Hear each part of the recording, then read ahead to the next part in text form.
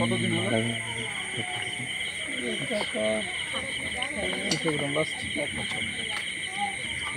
আর ওনাকে যখন হত্যা করা হয়েছিল তখন উনি কি ছিল, মানে বাড়িতেই ছিল, বাসাতেই ছিল? বাড়িতে ছিল, আমার ওখানকে ইটের জন্য গিয়েছিল। ইটের জন্য গিয়েছিল? তো ওই বাইরেই মেরেছে? সেইখানে মেরেছে। আমিও দেখলাম ওখানে। মানে তখন এই গ্রাম হচ্ছে 50% বিজেপি দখলে, 50% টিএমসির দখলে। এই জন্য আমরা আগে থেকেই মানে যে এলাকাটা টিএমসির দখলে সেটা হচ্ছে আমরা আমাদের বাড়ি পড়েছে। বাড়ি পড়ার জন্য অস্থায়ী ঘর করে এখানে আগে থেকেই ছিল, অস্থায়ী ঘর করে আগে থেকেই ছিল। এবার সেটা মেন ঘর, সেই ঘরে বাবা গেছিল। ওনার বড় ছিল,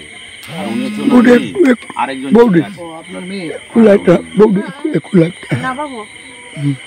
আপনার দেখুন, আমাদের বুথের বুথ সভাপতি সম্মানীয় বিজয় কৃষ্ণ ভূঁইয়া, তাকে যেভাবে তৃণমূলের হারমাদের দ্বারা নৃশংসভাবে হত্যা করেছিল, সেই হত্যায় আমরা হাইকোর্টের মহামান্য হাইকোর্টের রায় অনুযায়ী এনআইএ তদন্ত পেয়েছি এবং সেই পরিপ্রেক্ষিতে আমাদের আসামের যিনি বিধায়ক, উনি ওনার বাড়িতে ওনার স্ত্রীর সঙ্গে ওনার ছেলেদের সঙ্গে সৌজন্য দেখা করবেন, এইটুকু আমাদের কাছে আজকে বার্তা ছিল।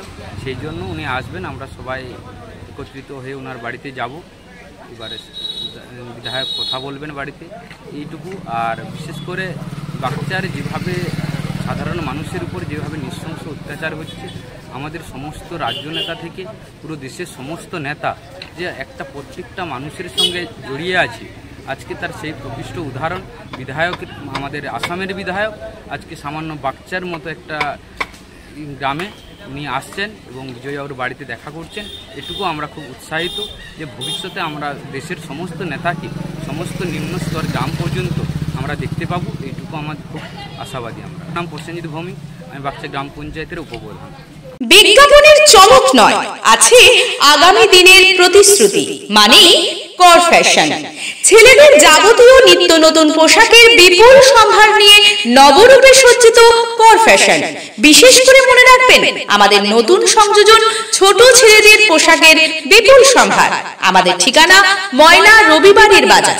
আমাদের আরেকটি শাখা বলাইপন্ডা বাজার, চৌরাস্তার দক্ষিণে ময়না।